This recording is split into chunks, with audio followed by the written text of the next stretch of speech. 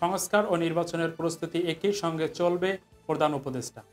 গাজা অভিযান নিহত ৩৯২ ইসরায়েলি সেনা, ফাইনালে লক্ষ্য নিয়ে বিশ্বকাপের দল ঘোষণা বাংলাদেশ।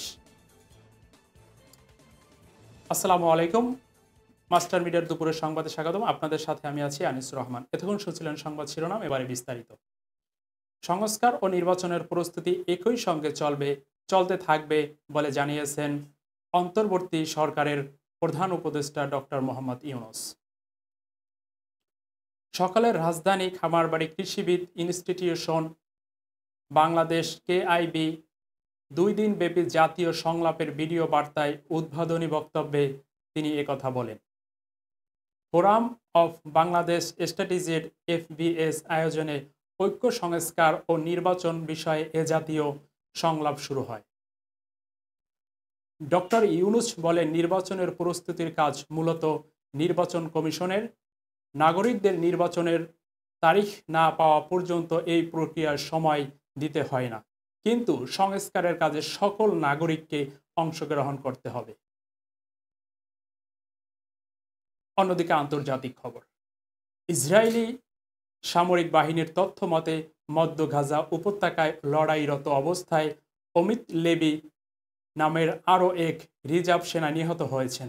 ৩৫ বছর বয়সী অমিত লেবি সেনা সদস্য পদাতিক ব্যাটালিয়নের একজন ক্যাপ্টেন ছিলেন। খবর আল জাজিরার।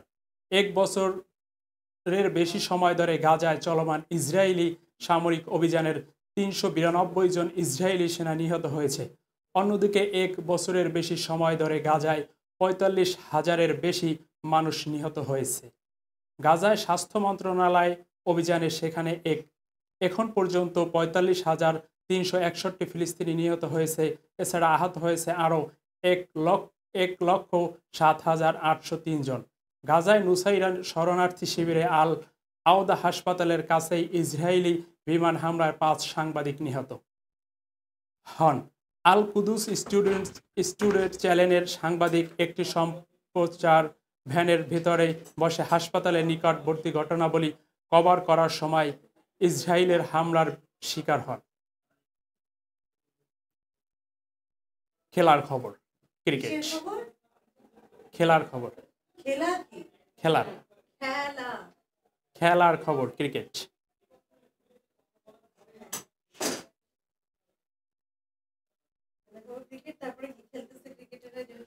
না, চলে গেছে।